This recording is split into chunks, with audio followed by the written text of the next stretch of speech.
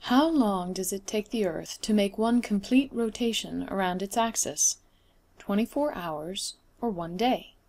If we look at the same image of the globe, but from the top, looking down the axis from the North Pole, we see the Earth is rotating counterclockwise around the North Pole. If we look more carefully at this axis of rotation, we see that it is tilted relative to Earth's orbit around the Sun. Instead of being perpendicular, it's tilted 23.5 degrees. How long does it take the Earth to make one complete orbit around the Sun? 365 days, or 1 year. During Earth's orbit around the Sun, it follows a nearly circular path, but with a small elliptical eccentricity. The Sun is not in the center of the ellipse, but one of the focal points. Bottom line, the Earth is a little closer to the Sun every January and a little further away every July. Does that cause us to have seasons? Let's think about it. We'd expect the planet to be a bit warmer overall when we're closer to the Sun. When does that happen? January. Is that our warmest season in the Northern Hemisphere? No. So the seasons must result from something entirely different.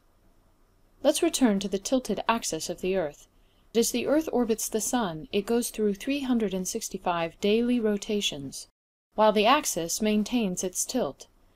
On the June 22nd solstice, the tilt causes the North Pole to face towards the Sun, while the South Pole faces away.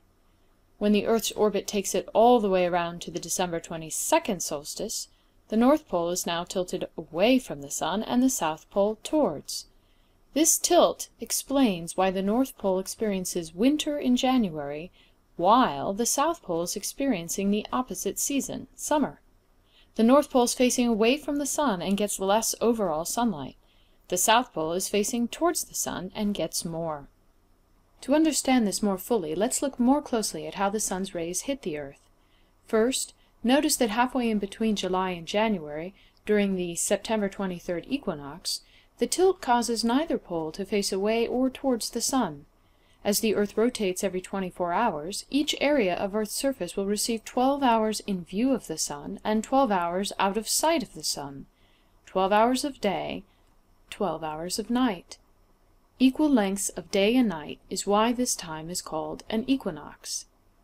As the Sun's rays hit the surface, they are strongest at the equator, directly in the middle, where they hit at a 90-degree angle. As Earth moves towards the December 22nd solstice, the North Pole tilts further and further away from the Sun. At its maximum tilt on solstice day, the Sun's rays are now hitting directly at 23.5 degrees south latitude, or the Tropic of Capricorn. Notice that every location within the Antarctic Circle at the South Pole is getting 24 hours of sunlight. As the Earth rotates, none of these locations is ever lacking in sunlight. This creates the summer season for the Southern Hemisphere. In the Northern Hemisphere, inside the Arctic Circle, the reverse happens. 24 hours of darkness, winter season for the North. As we watch the Earth continue its orbit, the Earth's tilt again moves towards the Sun, such that when we reach the March 22nd equinox, we once again have all parts of the planet receiving equal amounts of sunlight and darkness. The equator once again receives the direct sunlight.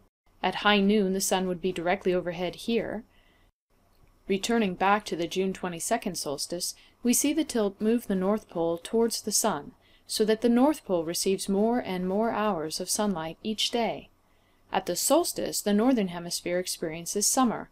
All points within the Arctic Circle experience 24 hours of sunlight, and the Sun is directly overhead, providing its most intense heating at the Tropic of Cancer, at a location 23.5 degrees north of the equator. As we continue to watch this process, we can see that the Southern Hemisphere moves through this 1-year orbit from its winter through its spring, summer, fall, and back to winter, while the Northern Hemisphere experiences the opposite season. Note that each solstice and equinox represents opposite seasons in opposite hemispheres. The winter solstice in the Northern Hemisphere is the summer solstice in the Southern.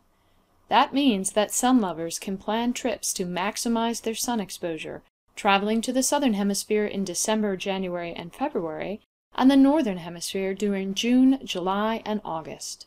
And if you're looking for the most intense sun on the planet, be sure to travel to the equator at the equinoxes, 23.5 degrees north in June, and 23.5 degrees south in December. Pause now.